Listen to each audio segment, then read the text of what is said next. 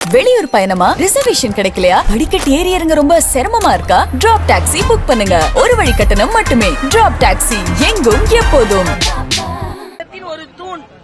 நான் கேக்குறேன், ஒரு நீதிபதியை பதவி நீக்கம் செய்வதற்கு கையெழுத்து ஒரு 108 பாராளுமன்ற உறுப்பினர்கள் போட்டிருக்கிறார்கள் என்றால் அவர்கள் அரசியலமைப்பு சட்டத்தை எதிர்க்கிறார்கள். அவர்களை தேர்ந்தெடுத்த அந்த மக்களுக்கு அநீதி விளைக்கிறார்கள். ஏனென்றால் இவர்களுக்கு தேவையான தீர்ப்பு வர வேண்டும், இவர்களுக்கு எதிரான தீர்ப்பு வந்தால் நாங்கள் நீதிபதியை நீக்குவோம் என்று ஒரு மிக தவறான முன்னுதாரணத்தை திமுக முன்னெடுத்து செல்கிறது. அதற்கு இன்னைக்கு அவங்க எல்லாரும் மறுபடியும் ஓட்டு கேட்க போகும்போது அந்தந்த மாநிலத்தை அந்தந்த தொகுதியைச் சேர்ந்த மக்களை கேள்வி கேட்க வைப்போம். நீங்க இந்து மத உணர்வுக்கு எதிராக கையெழுத்து போட்டிருக்கிறீர்களே, பின்பு எப்படி எங்களிடம் ஓட்டு கேட்க வருகிறீர்கள் என்று கேள்வி கேட்க வைப்போம். இனி திராவிட முன்னேற்ற கழக பாராளுமன்ற உறுப்பினர்களும் அந்த கேள்விக்கு பதில் சொல்லி ஆக வேண்டும். ஒரு நீதிபதி ஒரு கருத்து சொல்லியிருக்கிறார், ஒரு தீர்ப்பு சொல்லியிருக்கிறார் என்றால் மதிக்க கற்றுக்கொள்ளுங்கள். அதனால திமுக கொள்கையை அவர் பேச முடியும், அவர் நீதித்துறையை தான் சொல்ல முடியும். ஆக ஒரு நீதிமன்றத்தையே அவமதிக்கும் திராவிட முன்னேற்ற கழகத்தின் போக்கை நான் வன்மையாக கண்டிக்கிறேன். அவங்களுக்கு கையெழுத்து போட்டவர்கள் எந்த இந்து மத உணர்வோடு இருக்கின்ற மக்களிடம் தேர்ந்தெடுக்கப்பட்டவர்கள், அவர்கள் எப்படி அதற்கு கையெழுத்து போட்டாங்க? அதனால வருங்காலத்தில் அவர்கள் தொகுதி மக்களுக்கு அவர்கள் பதில் சொல்ல வேண்டும்.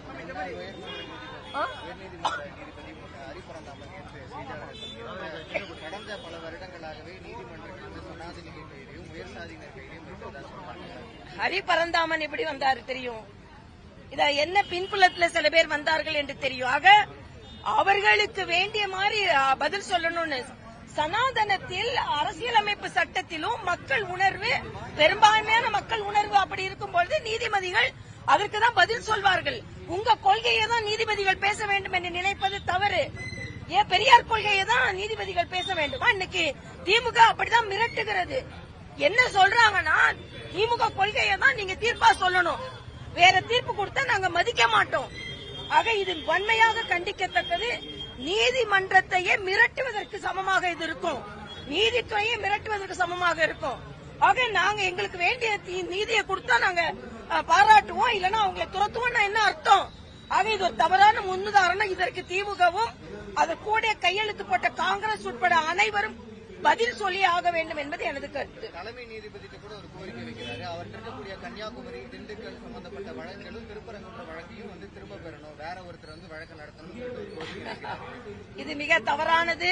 என்ன கேட்டா, இவங்க நீதிபதி, இவங்களே சில பேரங்கள்ல இவங்க வைஸ் சான்சலரா இவங்க கட்சியில உள்ள செயலாளரையும் இவங்க நியமிக்கணும்.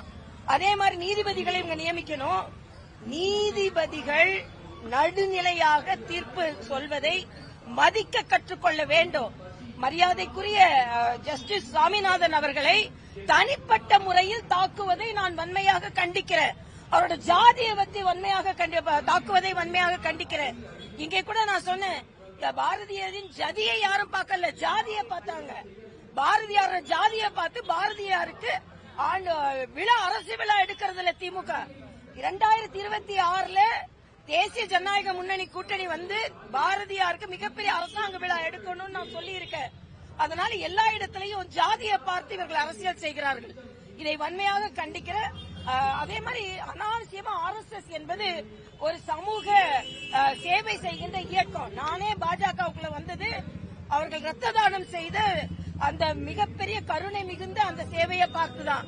ஆனா அவர்களை ஏதோ பிரிவினைவாதிகளை போல முன்னிறுத்துவதை நான் வன்மையாக கண்டிக்கிறேன். RSS 100வது ஆண்டு விழா, இந்த ஆண்டு விழாவில் அது எவ்வளவு பெரிய சேவையை செய்திருக்கிறது என்று நாட்டு மக்களுக்கு எடுத்து சொல்லுகின்ற பணியை நாங்கள் எல்லாம் செய்து வருகிறோம். இது மிக வன்மையாக கண்டிக்கிறதுக்கு நான் கேட்கிறேன். நாங்க அண்ணா யூனிவர்சிட்டிக்கு ஆர்ப்பாட்டம் சொல்லும் போது எங்களுக்கு அனுமதி கொடுக்கல. ஆனா கம்யூனிஸ்டுகளுக்கு எப்படி நீதிமன்றம் முன்னாலேயே போராடுவதற்கு தமிழக அரசு அனுமதிக்கிறது? அப்ப நீங்க எதைத்தான் மதிக்கிறீர்கள்? அதனால் மிக எனது கடுமையான கண்டனத்தை தெரிவித்துக் கொள்கிறேன்.